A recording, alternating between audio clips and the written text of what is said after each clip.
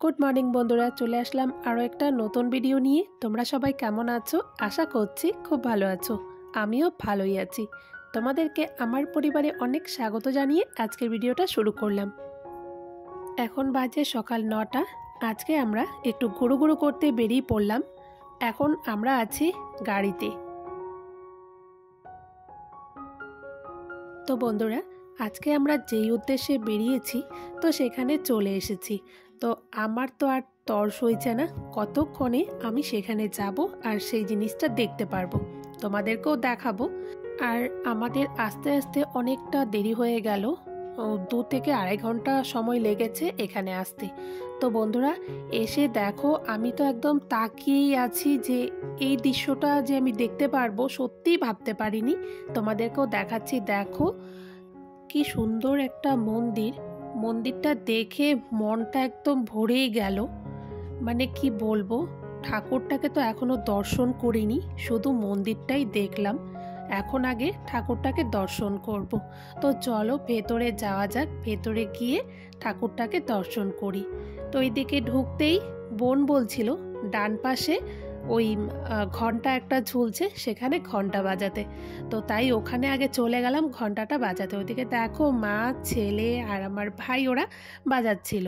তো বোন আবার আগে এসেছিল এই মন্দিরে, তাই ও সব এই ব্যাপার মানে মন্দিরের সব ব্যাপারটা জানে। তো ও বলছিল এখানে ঘন্টাটা বাজিয়ে তারপর ভেতরে যেতে। তো এদিকে আমিও বাজিয়ে নিচ্ছিলাম। তো সবার বাজানো হয়ে গেছে। তো চলো এখন আমরা যাব ভেতরে। বন্ধুরা কি বলবো, আমি ভাবতে পারিনি এই মন্দিরটা আমি সত্যি দর্শন করতে পারবো এবারই। মানে তোমাদেরকে বলে বোঝাতে পারবো না। কয়েকবার থেকে বাপের বাড়ি আসার পর মানে শুধু প্ল্যান করে যাই এই মন্দিরে আসব, ঠাকুরটা দেখব, কিন্তু কোনোদিনও আর হয়ে ওঠে না। এবার সত্যি বন্ধুরা আমি ভাবতেই পারিনি যে এই ঠাকুরটাকে এবার দর্শন করতে পারবো।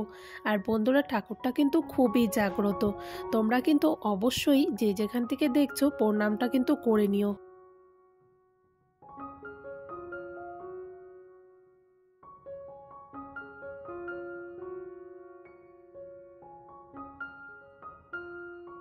এইদিকে মা ঠাকুরের বাটাটা সাজিয়ে নিচ্ছিল, আর আমরা বাড়ি থেকেই বাটাটা নিয়ে এসেছি। তো মার ইচ্ছে মতো করে বাটাটা সাজিয়ে দিচ্ছিল। তো এইদিকে দেখো মার বাটা সাজানো হয়ে গেছে, এখন আমরা পুজো করতে বসে পড়বো।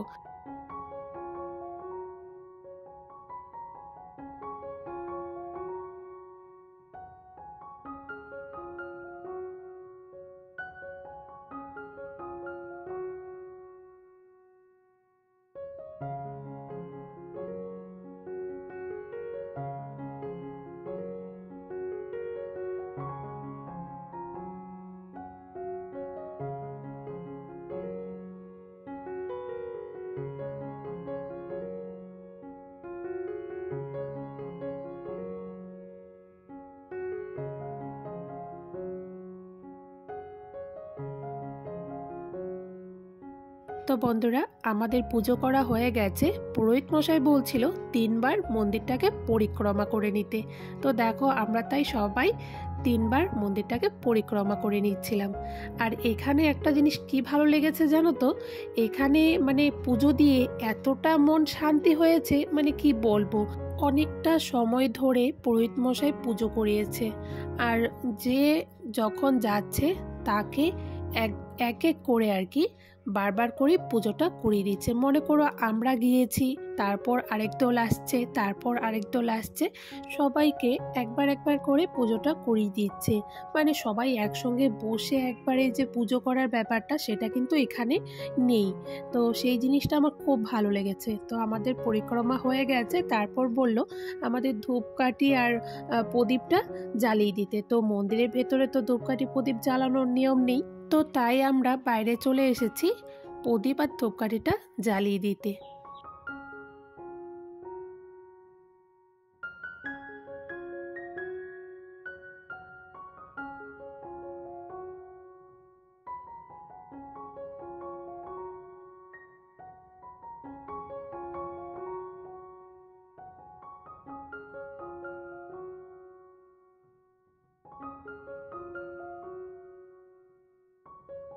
তো ধূপকাঠি আর প্রদীপ জ্বালিয়ে আবারও মন্দিরের ভেতরে চলে আসলাম। বন্ধুরা, মন্দিরটা এতটা ভালো লেগেছে, তোমরা দেখে বুঝতেই পারছো মন্দিরের ভেতর থেকে না একটুকু বাইরে বেরোতে ইচ্ছে করছিল না।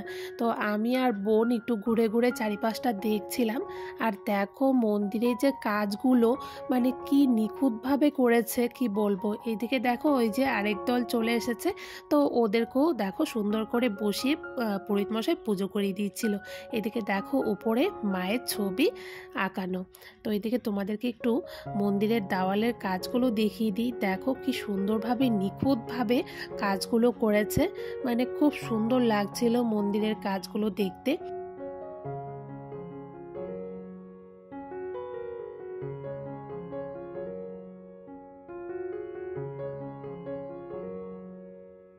বন্ধুরা, জানো তো আমার না মন্দিরের থেকে যেতে একদমই ইচ্ছে হচ্ছিল না। তো অনেকটা সময় হয়েছে আমরা এসেছি, ওদিকে দেখো কত লোকজন বসে প্রোগ্রাম হচ্ছিল, তো সেই প্রোগ্রামটা দেখছে। তো আমরা ভাবলাম যে একটু যাই, আমরাও একটু দেখে আসি। তো তাই আমরা এখন মন্দিরের থেকে বেরিয়ে যাচ্ছিলাম।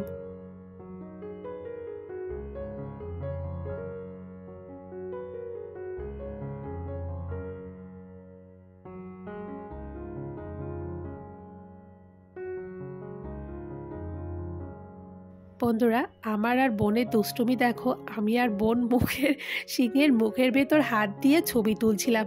যদি এটা সত্যির সিংহ হতো তাহলে বলো তো আমাদের কি অবস্থাটা হতো, আমরা আর বেঁচে ফিরতে পারতাম না। তো যাকে এদিকে কটা ছবি তুলে চলে গেলাম ওদিকটায়, বললাম যে চল বোন ওই সিংহটাকে একটু আদর করে দিয়ে আসি, তাই না, ও তো তাহলে খারাপ পাবে। তো এদিকে দেখো আমি আর বোন চলে এসেছি এই সিংহর কাছে। তো এখানে এসেও কিছু ছবি তুলে নিলাম, আর এই সিংহটাকেও আমি একটু আদর করে দিলাম। তো এখানে দেখো আমি সিংহটাকে আদর করছিলাম।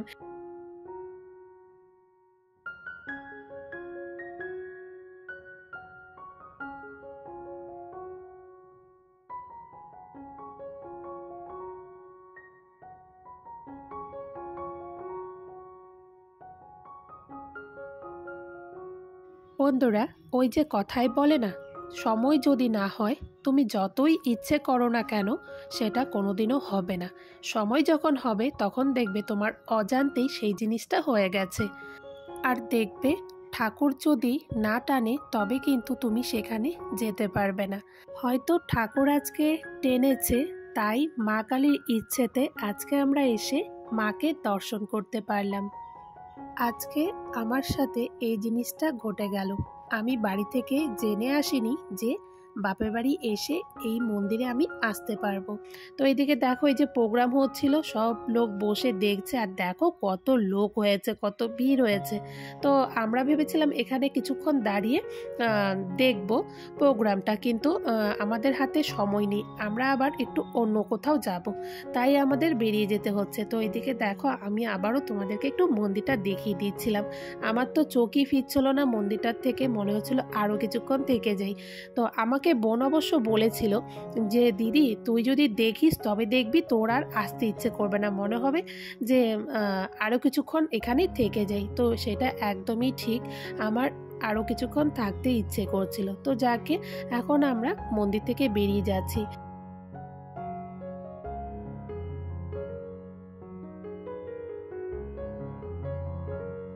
জানো তো বন্ধুরা, আজকে আমরা অনেক সকাল সকাল ঘুম থেকে উঠেছি, যেহেতু 9টার মধ্যে আমরা বাড়ি থেকে বেরিয়ে গিয়েছিলাম। তো অনেক সকাল সকাল উঠে স্নান করে রেডি হয়ে বেরিয়ে পড়েছি। আর যেহেতু পুজো দিয়েছি তাই আমরা উপোস থেকে এসেছি। তো এখন অনেকটা বেলা হয়ে গেছে, 12:30টার মতো বাজে, আর আমাদের এখন অনেকটা খিদেও পেয়ে গেছে। আর যেহেতু আমরা মন্দিরে পুজো দিয়েছি তাই আমরা আজকে মাছের কিছু খেতে পারবো না, আমাদের নিরামিষ খেতে হবে। তার জন্য কিন্তু মা ঘর থেকে নিরামিষ খাবার বানিয়ে নিয়ে এসেছে। তো কি নিয়ে এসেছে সেটা তোমাদেরকে একবারই খেতে বসেই দেখাবো, ঠিক আছে। এখন আমরা চলে যাচ্ছি অটোর দিকে। তো আমরা এখন অটোতে করে অন্য একটা জায়গায় গিয়ে আমরা গিয়ে খাওয়া দাওয়াটা করব। আর এখন যখন পিকনিকের সিজন, অনেকেই পিকনিক খাচ্ছে, তো আমরা প্ল্যান করেছি যে পিকনিকের মানে কোথাও গিয়ে পিকনিকের মতো করে আমরা সবাই মিলে বসে খাবো।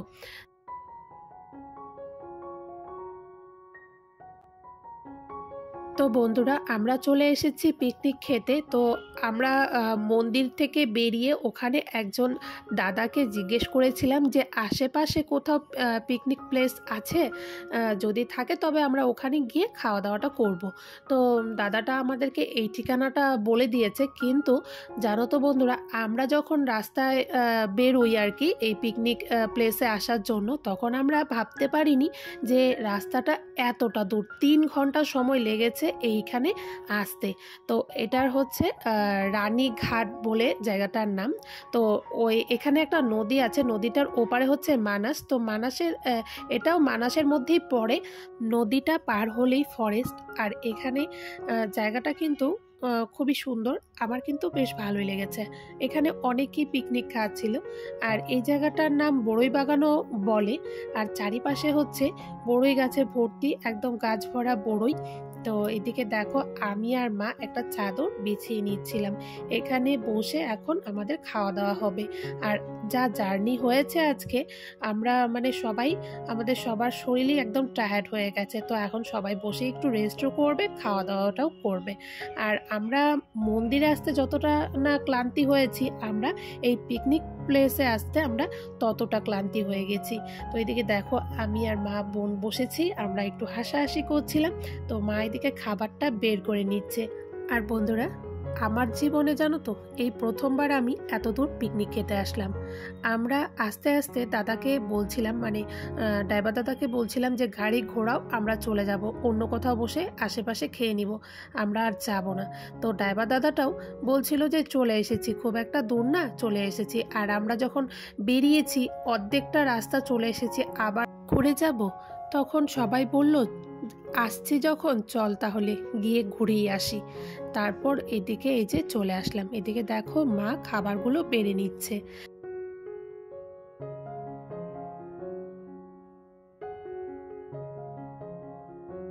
মা দেখো সকাল সকাল পরোটা আর হচ্ছে বাঁধাকপির ঘন্ট আর কালাকান নিয়ে এসেছে। আমাদের এই হচ্ছে পিকনিকের মেনু।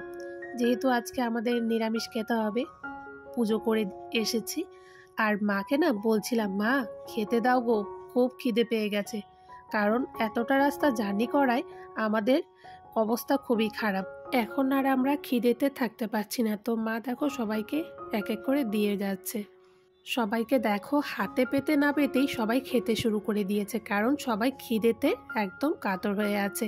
এদিকে আমাকেও দিয়ে দিয়েছে, চলো তাহলে খেয়ে নিই।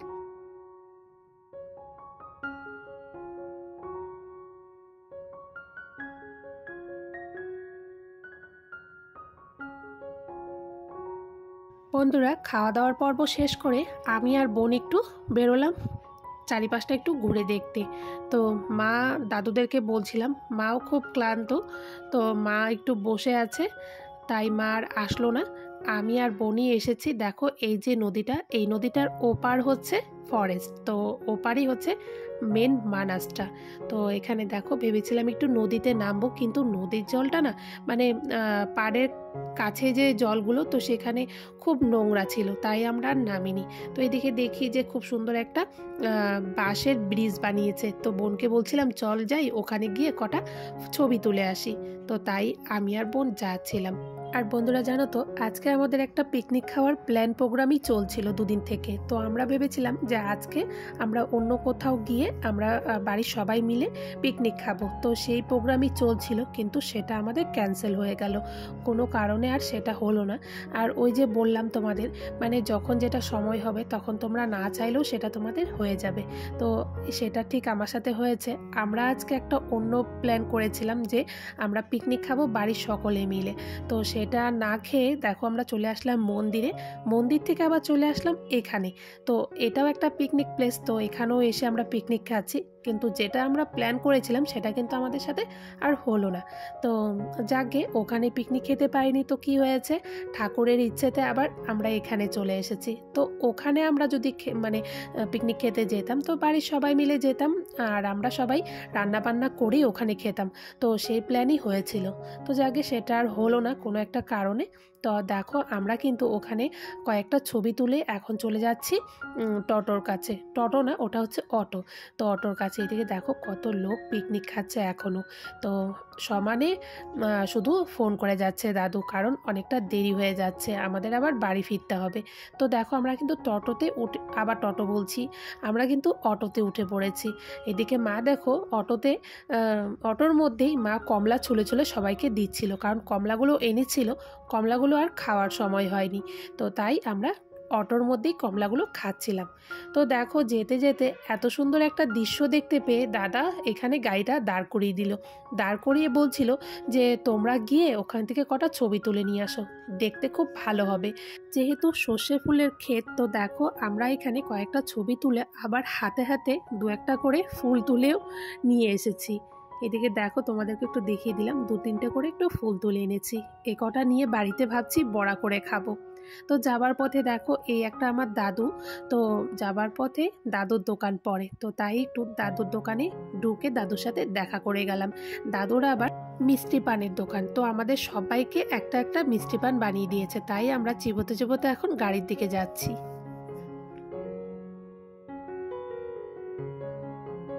বন্ধুরা সারাদিন ঘোরাঘুরি করে চলে আসলাম বাড়ি। এখন বাজে রাত 7টা। বাড়ি এসে ফ্রেশ হয়ে ড্রেস চেঞ্জ করে নিয়েছি। মা ওদিকে চা বানিয়ে নিয়েছে, চা বানিয়ে সবাইকে দিয়ে দিয়েছে। এখন আমি আর মা চা খেয়ে নিব। আর বন্ধুরা সারাটা দিন গাড়ি জার্নি করে ধুলোবালিতে একদম জর্জরিত হয়ে গেছে শরীর, তাই আমারও একটু ঠান্ডা ঠান্ডা লেগে গেছে। তো সর্দি সর্দি ভাব এখনই মনে হচ্ছে।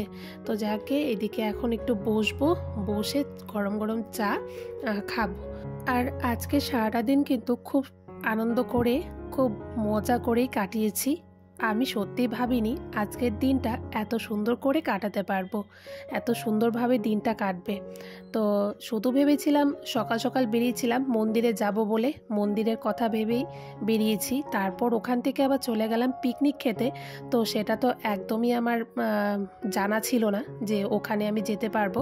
তো যাকে এদিকে দেখো এই পুচকি বোনটা এসেছে, এসেই দেখো মোবাইলের দিকে একদম ড্যাব ড্যাব করে তাকিয়ে আছে। একবার আমার দিকে দেখছে, একবার মোবাইলের দিকে দেখছে, আবার আমার হাতে কি আছে সেটাও দেখছে, সব দিকে নজর। তো বোন বলছিল একটু হাই করে দিতে। তো চলো আজকের ভিডিওটা এখানেই শেষ করছি।